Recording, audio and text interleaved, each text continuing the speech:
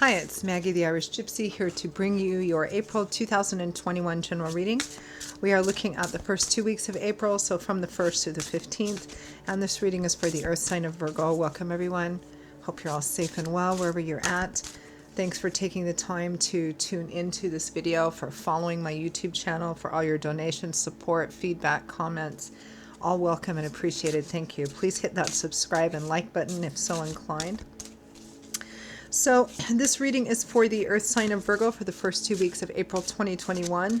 That's if your sun, moon, rising, or Venus sign is in Virgo. It's also relevant if you're cross-watching for a Virgo. Of course, it's a general reading, so it's always going to vary a little bit, resonate a little different for everyone. You all have your own individual stories and lives. But if you do find that any of these readings resonate with you and you'd like to reach out for a personal reading, take a deeper look at something, you can get my contact details by clicking on the description link below. Click on that little arrow. You'll see my email address there, maggie1mcguire@gmail.com. I would be delighted to hear from you. I can usually respond within the same day with more information. And I do readings full time. It's all that I do. So I'm pretty diligent at working with schedules to set up those personal readings in as timely a fashion as possible. So email me if you're interested. And watch all of your signs if you know them, Sun, Moon, Rising, and Venus, because they can each bring in additional insight. Okay, Virgo, let's get going on your reading and see what the first 2 weeks of April have in store for you. I am using the Tarot of Dreams today and clarifying with the Gilded Tarot Royale. All right, Virgo.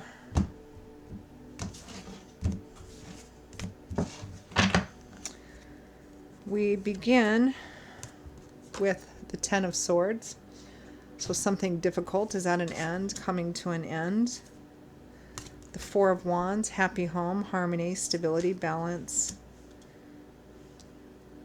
Activities maybe or gatherings around home or family. The Five of Swords.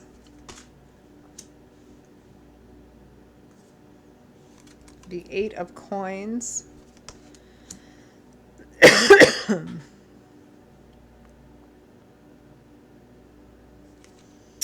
We have the Magician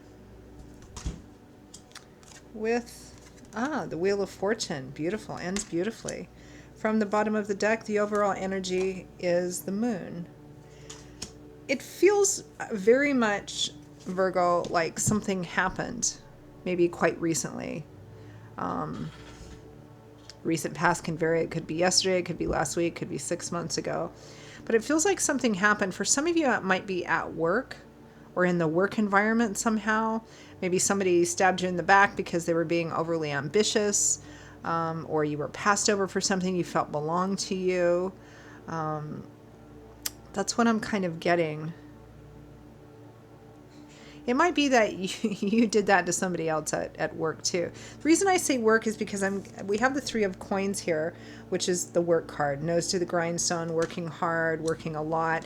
And above it is the Five of Swords, which is victory at all costs. It can be a card of being very ambitious or being overly ambitious, but it's right next to the Ten of Swords, which is the stabbed in the back betrayal card. And the Eight of Coins, and underneath that and next to the Eight of Coins is the Four of Wands, which is the happy home card. But it speaks of like home environment, weddings and anniversaries and things that include home and family. So for some of you, I mean, it's like family, a work environment or a family type work environment. It could be a family business, or it could just be something that happened at work, but it's affecting your home and family, or vice versa. And there's a lack of clarity about it, although it feels like it's already happened. And even though there's still lingering energy and a lack of clarity about maybe where it's going to go or what's going to happen as a result of this, it ends quite beautifully. Because the overall energy is the Moon card from the bottom of the deck, which, I mean, it can represent spiritual, kind of visceral stirrings. It can represent intuition, but it's not altogether clear because the light from the moon is very shadowy and there's a lot of shadows and hidden corners and nooks and crannies and recesses, and you're not quite sure what's in there.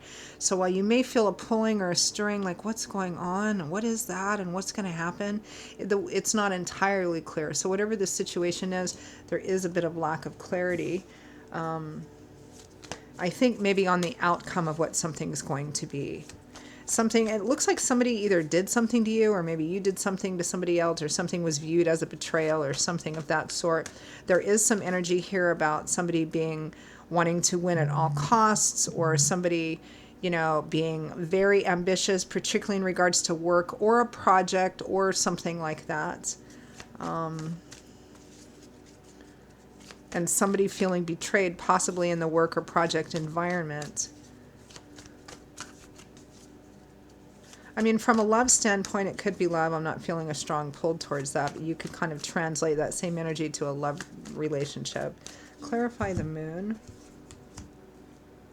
The Five of Cups. Yeah, not all is lost, but you're grieving over what is lost. The tipped over, spilled out cups. The Hermit, stepping back, walking on your own, trying to get some insight, intuition, clarity. But then the Sun card comes out and all of that is lifted up. Yeah, I feel like you're going to work through this really quickly, probably by the middle of the month. Clarify the Ten of Swords and the Four of Wands.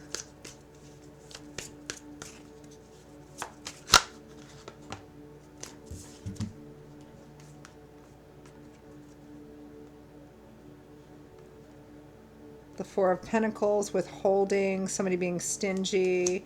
The Two of Swords, somebody not wanting to look at something, or somebody being very closed off.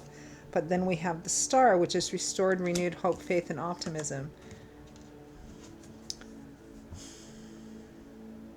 Clarify the Five of Swords and the Eight of Coins.